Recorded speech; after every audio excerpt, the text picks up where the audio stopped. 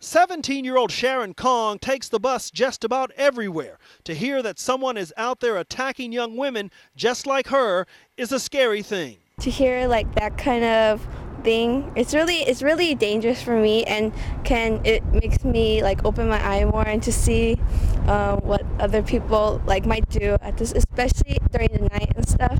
Casey Egan walks everywhere. She's upset that it's happening and that she's just now finding out about it. It's a little frightening just given that I haven't heard about it before. So hearing about it now when it's been going on for a couple months is a little shocking to me. Police say the attack started January 4th. Just take a look at this map.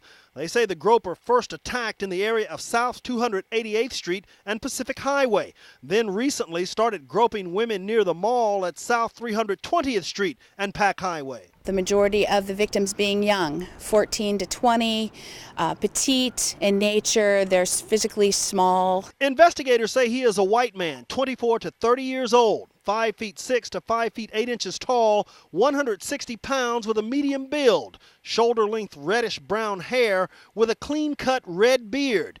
He wears hooded sweatshirts and a bright orange beanie. Although the crime is not a violent crime, it's certainly a disturbing one.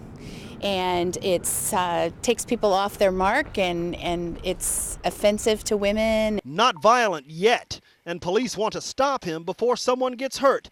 In the meantime, they urge women to be on alert and to take extra steps to protect themselves. Casey Egan thinks that's a good idea. I walk to work in the morning at like 5 in the morning, so it could be a good idea if I start maybe carrying some pepper spray or something, I don't know.